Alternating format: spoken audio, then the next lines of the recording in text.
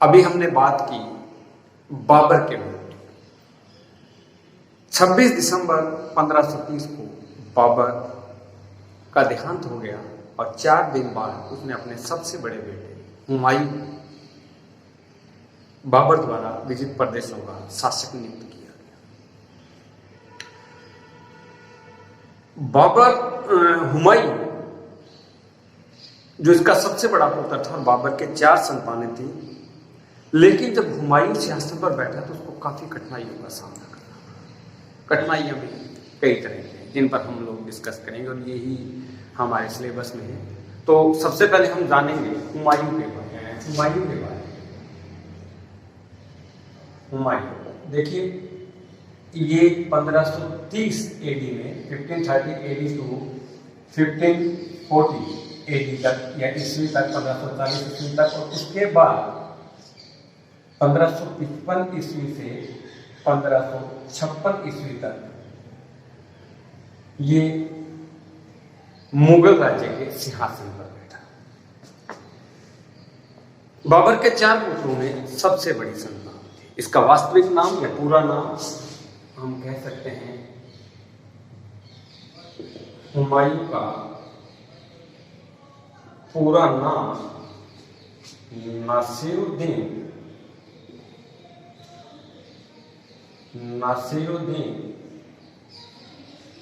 मोहम्मद हुमायूं। इसका जन्म 6 मार्च 1508 ईस्वी को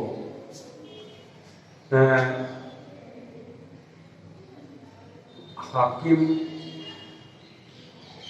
बेगम के गर्भ से हुआ।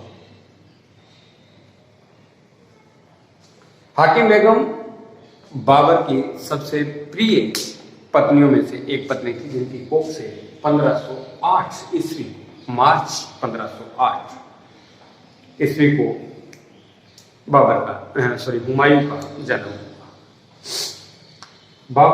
हुमायूं की हम बात करें तो हुमायूं 30 दिसंबर 1530 को 1530 को दिल्ली के सिंहासन पर बैठा।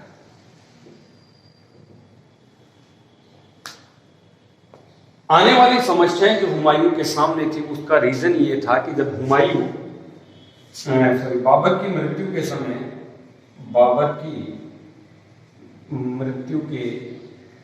समय, तक मुगल साम्राज्य की जड़ें पूरी तरह से जम नहीं पड़ी थी।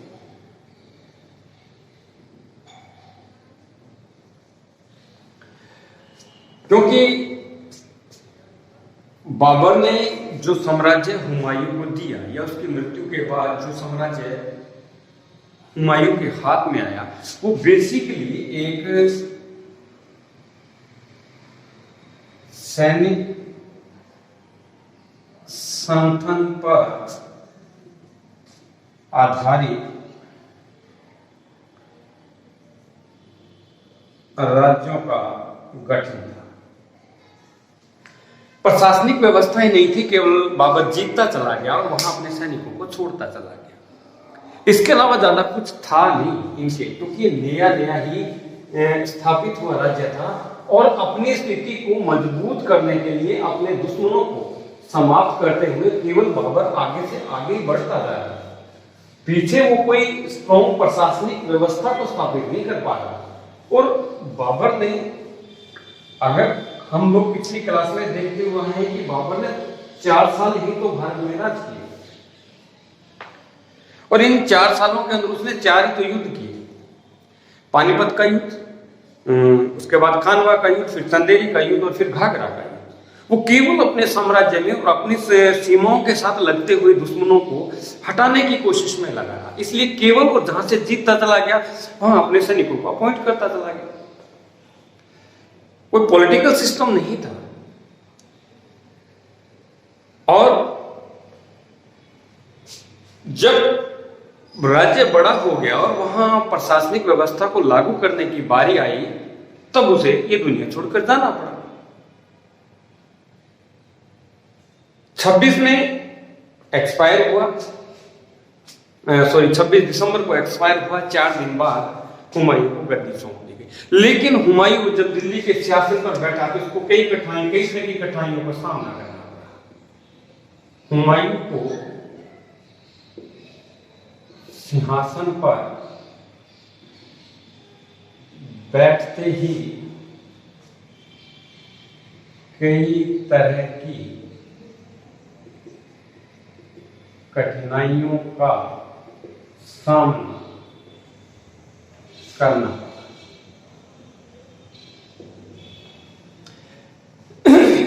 सॉरी, इतिहासकारों ने इन हुमायूं के स्टार्टिंग में आई इन कठिनाइयों को 2 हिस्सों में डिवाइडेड कर दिया। 2 हिस्सों में इसको बांटा है। एक है आंतरिक कठिनाइयां, नंबर 1 है आंतरिक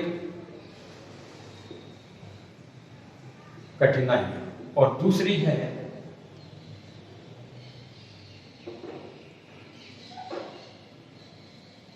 बाह्य या बाहरी कठिनाइयां।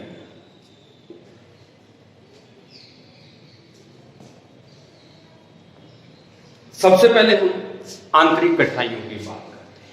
अब हम इन आंतरिक कठिनाइयों की देखिए, पहली कठिनाई तो इसके सामने ये आई कि मुगल साम्राज्य की विशाल बलख, काबुल से लेकर बिहार तक, ऊपर हिमालय से लेकर चंदेरी तक, इतना बड़ा विशाल साम्राज्य एकदम से हुमायूं के हाथ में आ गया। और केवल वहां पर कोई प्रशासनिक व्यवस्था नहीं थी, सैनिकों द्वारा स्थापित किया गया एक राज्य ही था, केवल जीता गया ही क्षेत्र था। और यहां इस विशालता के अंदर बहुत सी सारी ऐसी जातियां थी जो यहां इसकी सेना में भी थी और यहां रह भी रही। में हिंदू भी थे, मुस्लिम भी थे, उज्बेक भी थे, सारे ही थे। इन लोगों की बाबर के प्रति, यहां रहने वाले इन सैनिकों की और इन लोगों की बाबर के प्रति तो श्रद्धा थी, लेकिन हुमायूं के प्रति हो ये कोई जरूरी नहीं था। अब इसका व्यवहार कैसा था, क्या नहीं था, ये तो बाद में पता चलता, मगर उसके व्यवहार की वजह से उसके प्रति श्रद्धा थी, इसलिए लोग मरने के लिए तैयार थे और उसके साथ जाति व्यवस्था को हटाते हुए उसके साथ चल पड़े। और इतने बड़े साम्राज्य को एकदम से संभाल पा, ऐसी बात नहीं है। बाबर हुमायूं गद्दी पर बैठने से पहले हिसार फिरोजा का सूबेदार रह चुका था और जब बाबर की मृत्यु हुई तब ये संभल में था, वहां से आया था। इसको पॉलिटिकल का थोड़ा सा तो नॉलेज था, लेकिन इतना नहीं था जितना बाबर को था। और ये भी युद्धों में व्यवस्थित रहा था। प्रशासनिक व्यवस्था को संभाल पाना इसके बस की बात नहीं थी। प्रशासन कैसे कायम करना, ये इसको विरासत में नहीं मिला था, इसको खुद को अब स्थापित करने वाली बात थी। दूसरा इसके सामने सबसे बड़ी प्रॉब्लम थी रिक्त राजकोष। जब ये दिल्ली के सिंहासन पर बैठा, इतने बड़े विशाल साम्राज्य में इसको जो राजकोष मिला वो बिल्कुल खाली था, क्योंकि बाबर के खर्चे इन युद्धों के अंदर हुए खर्चों को, राजकोष को खाली कर दिया। बाबर मुक्त हाथों से रुपया लौटाता था, केवल जनता में विद्रोह नहीं हो, सैनिक विद्रोह ना करें, इसलिए उसने राजकोष को लुटाने में ज्यादा, उसको ये नहीं सोच पाया कि भविष्य में उसके संतानों के साथ क्या होगा। और जब ये गद्दी पे बैठा तो इसको राजकोष बिल्कुल खाली हाथ मिला। उसको भी भरना इसके लिए बहुत बड़ी समस्या पैदा हो रही है। तीसरी समस्या इसके अंत में हुमायूं के भाई, हुमायूं के 3 भाई थे। अगर हम बात करें, सबसे बड़ा था कामरान जो हुमायूं के बाद था, इसकी उम्र थी 17 वर्ष। दूसरा था अस्करी, इसकी उम्र थी 15 वर्ष जब हुमायूं शासक बना। और तीसरा था हिंदला, इसकी उम्र थी 12 वर्ष।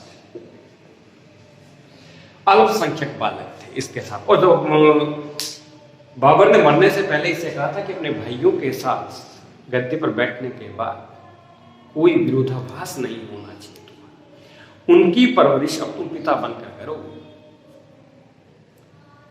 छोटे भाई जी का प्रशासन में कोई रोल नहीं था, अब उनको भी संभालना था। लेकिन जब उनको अलग अलग जगह की सूबेदारी दी गई, संभाली गई, तो उन भाइयों ने भी जब इसको जरूरत पड़ी ना तो इसका सहयोग नहीं किया। वो भी इसके खिलाफ भी रहे और भ्रष्टाचार में लिप्त रहे और अपने जो प्रशासनिक अधिकारी उनके नीचे काम कर रहे थे उनकी बातों में वो रहे। जब जब इसको जरूरत पड़ी इन भाइयों ने इसका सहयोग ही नहीं दिया। ये इसके लिए बहुत बड़ी प्रशंसा है। ऊपर से इसने अपने पिता की कही हुई बातों का अपने भाइयों के सर पे अपना हाथ रखा, जबकि राजतंत्र में ऐसे बहुत कम मौके देखने को मिलते हैं। और चौथा था असंगठित शासन व्यवस्था।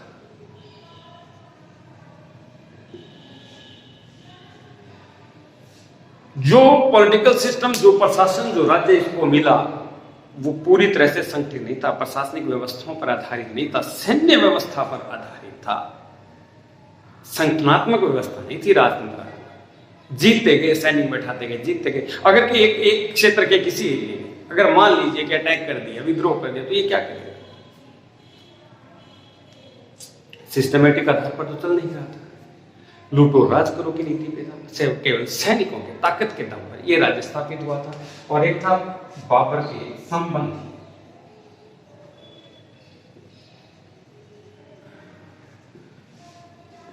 बाबर के अपने रिलेशन में भी, मैं इसको हटा के साइड में लिख देता हूं।